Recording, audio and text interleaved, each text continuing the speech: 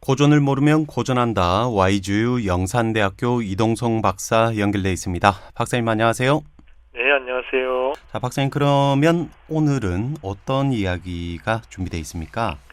네, 오늘은 이제 중국 북송시대 정이라는 학자가 이야기한 세 가지 불행에 대하여 이야기를 좀 하고자 합니다. 네, 이 중국 북송 시대의 학자가 말한 세 가지 불행, 어떤 겁니까?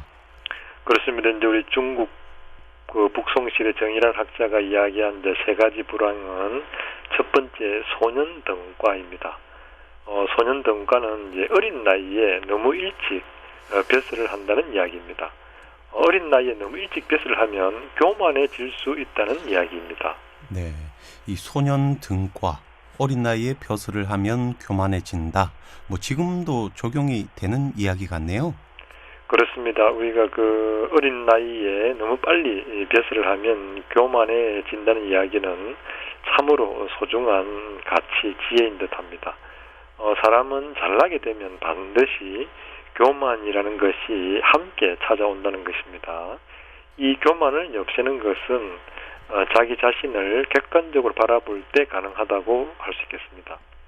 자기 자신을 객관적으로 바라볼 수 있는 방법 중에 고전을 공부하여 좋은 인연을 맺는 것은 하나의 방법이라고도 볼 수 있겠습니다. 네, 이 어린 나이에 너무 빨리 벼슬을 하면 교만해질 수 있다는 것과 또 교만을 극복하기 위해서 이렇게 고전을 배울 때 또 객관적인 안목을 가질 수 있다는 말은 좀 상관관계가 있는 것 같군요. 그렇습니다. 이제 그 소년등과 즉 어린 나이에 이제 벼슬을 하면 아무래도 교만에 빠질 확률이 높다고 볼 수 있겠죠. 우리가 예를 들어 보면 이제 어린 나이에 높은 직급을 가지게 되면 인사권과 이제 재정권을 가질 수 있는 위치라고 이제 이야기할 수 있겠습니다. 그렇게 되다 보면 주위 사람들이 좋은 이야기만을 할 수 있겠죠. 이럴 때 이제 객관적으로 볼 수 있는 안목이 없을 때 또 고전과 인연이 된다면 성현들의 말씀을 통해 자신의 행동을 비춰볼 수 있는 안목을 갖는다고 볼 수 있겠습니다. 뿐만 아니라 이제 그 나이가 가지는 그 생각의 한계가 있다는 것을 유추할 수 있겠습니다. 그래서 우리나라도 이제 대통령 출마에서 그 나이라는 일정 부분 제한이 있는 것도 이런 맥락이 아닌가 생각해 봅니다. 네, 이 요즘 세상이 과거와는 많이 달라졌다고 하지만 나이가 가지는 한계가 있다는 얘기는 사실 부정하기가 조금 어려울 것 같은데요. 조금 더 설명을 해주시겠습니까? 그렇습니다. 그 사람은 이제 아무리 뛰어나도 나이가 가지는 이제 생각에 한계가 있다는 것이죠. 예를 들면 우리가 중학생 때 생각한 것이 고등학생에 대해서 생각해 보면 또 다른 그 차이 관점을 느낄 수 있지 않습니까? 네. 바로 이제 그 알고 있는 이론만이 중요한 것이 아니라 어떤 시간을 통해서 경험적 가치도 중요하다고 이야기할 수 있겠습니다. 네. 그러니까 어려서 벼슬을 하는 이 소년 등과가 자칫 불행이 될 수 있다는 말씀인 것 같네요. 자, 그러면 두 번째 불행은 뭔가요? 네, 두 번째 이제 불행은 이제 그 한자로는 이제 석부모지위 세미간입니다. 좀 풀이해 보면 부모를 너무 잘 만나는 것으로 부모의 능력만 믿고 노력을 게을리하지 않는 것이라고 이야기할 수 있겠습니다. 네.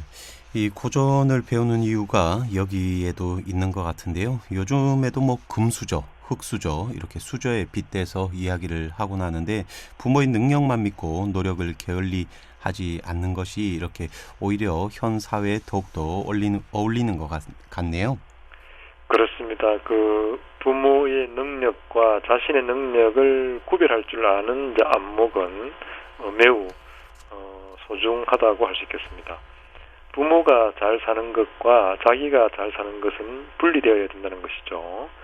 부모가 잘 사는 것은 본인의 노력에 의한 얻은 것이 아니니까 그렇습니다. 그래서 이제 또한 부모가 가난하다고 해서 본인이 기죽을 필요도 없다는 것입니다. 내가 이제 목표를 설정하고 자기가 이제 좋아하는 분야를 설정하여 목표를 향해 나아간다면 원하는 전문가가 될 수 있는 것이죠.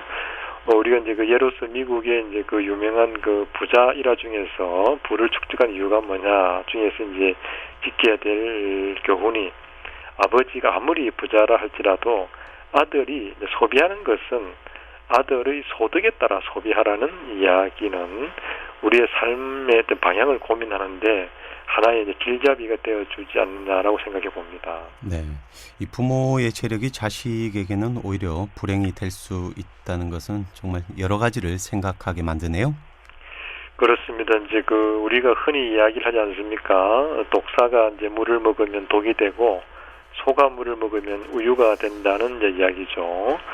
부모의 재산을 어떻게 이제 받아들이냐에 따라서 독이 될 수도 있고 우유가 될 수도 있겠습니다. 네, 참 쉽게 이해가 되는 그런 적절한 비유인 것 같네요. 자, 그럼 마지막으로 세 번째 불행이 뭔지 알아볼까요? 네, 이제 세 번째 불행은 이제 유고 재능 문장입니다. 내용을 좀 살펴보면 어려서 이제 재주가 출중하고 즉 문장이 뛰어나면은 불행하다는 것입니다. 네, 이 어려서부터 재주가 뛰어난 것이 세 가지 불행 중 하나로 꼽혔다니까 다소 의외인데, 이 일반적으로 재주가 뛰어난 것은 뭐 남에게 자랑할 만한 그런 좋은 능력이라고 생각이 되는데요. 여기에는 어떤 의미가 담겨져 있습니까? 그렇습니다. 이제 우리는 자녀들이 이제 재주가 뛰어나고 공부를 잘 하는 것은 하나의 이제 뭐 희망 자랑이라고 이야기를 합니다. 여기서 재주는 이제 지식만 갖춘 사람을 이야기한다고 볼 수 있겠습니다. 역사적으로 볼 때 이제 재주만 갖고 인간다움의 덕목을 갖추지 못하고 요절한 사람들을 많이 볼 수 있습니다.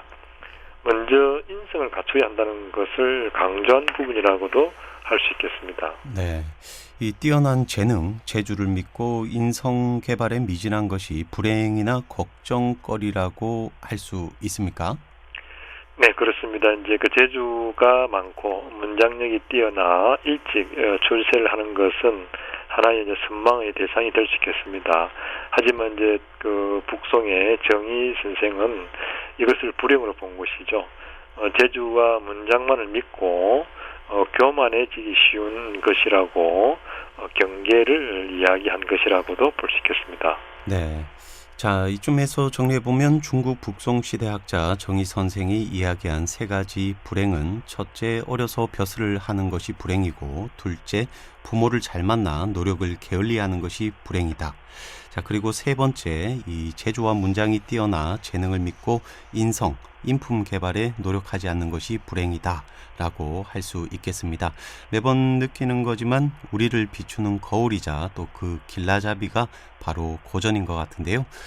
자, 아쉽게도 이제 마쳐야 될 시간입니다. 자, 박사님, 오늘은 어떤 시를 준비하셨나요? 네, 오늘은 로버트 프로스트 시인의 걸어보지 못한 길이 생각이 납니다. 네, 그럼 부탁드리겠습니다. 네, 로버트 프로스트, 걸어보지 못한 길. 단풍 든 숲속에 두 갈래 길이 있더군요. 몸이 하나니 두 길을 다 가볼 수는 없어. 나는 서운한 마음으로 한참 서서 잣나무 숲속으로 접어든 한쪽 길을 끝간데까지 바라보았습니다. 그러다가 또 하나의 길을 택했습니다. 먼저 길과 똑같이 아름답고 아마 더 나은 듯도 했지요. 풀이 무성하고 사람을 부르는 듯 했으니까요. 사람이 밟은 흔적은 먼저 길과 비슷하기는 했지만 서리 내린 나귀 위에는 아무 발자국도 없고 두 길은 그냥 아침 똑같이 놓여 있었습니다. 먼저 길은 다른 날 걸어보리라 생각했죠. 인생길이 한 번 가면 어떤지 알고 있으니 다시 보기 어려우리라 여기면서도 오랜 세월이 흐른 다음 나는 한숨 지으며 이야기했지요. 두 갈래 길이 숲으로 나 있었다. 그래서 나는 사람이 덜 밟은 길을 택했고 그것이 내 운명을 바꾸어 놓았다라고. 네, 오늘은 여기까지입니다. 지금까지 YGU 영산대학교 이동성 박사였습니다. 말씀 감사합니다. 네, 고맙습니다.